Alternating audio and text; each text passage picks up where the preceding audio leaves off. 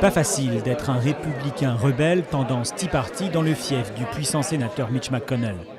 Matt Bevin, à gauche de l'écran, tente de serrer la main de son adversaire à la primaire républicaine pour un siège au Sénat. Mais il doit rebrousser chemin. Candidat encore plus à droite que McConnell, Bevin n'est pas le bienvenu. Son ambition de détrôner l'un des piliers du Parti républicain est mal accueillie par les notables du Kentucky. Il a travaillé très dur et pendant des années pour les conservateurs du Kentucky. C'est quelqu'un qui a une stature importante et beaucoup d'expérience au Sénat.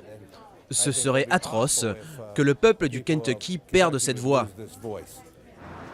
Mais si les républicains traditionnels voient d'un mauvais œil le défi lancé par Bevin, sa candidature rassemble un peu plus dans les zones rurales du Kentucky. Le candidat a donné rendez-vous à ses supporters dans cette station-service où il se présente comme le candidat anti-système. Nos représentants sont censés être élus par le peuple et travailler pour le peuple.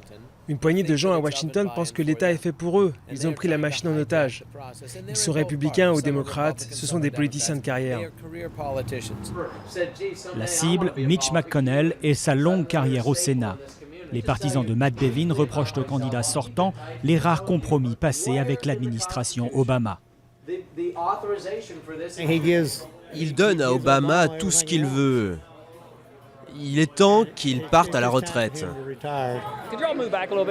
Pour tuer dans l'œuf cette fronde, McConnell met en avant son réalisme et son expérience de 30 ans au Sénat. J'aime rappeler qu'il existe à mon avis deux types d'hommes politiques. Il y a ceux qui veulent avoir le dernier mot et ceux qui veulent changer les choses. Et pour changer les choses, il faut pouvoir gagner. Les gagnants votent les lois, les perdants rentrent chez eux.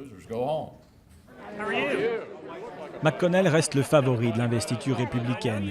Mais comme d'autres candidats sortants dans le pays, le sénateur doit faire face à une féroce campagne dans son propre camp.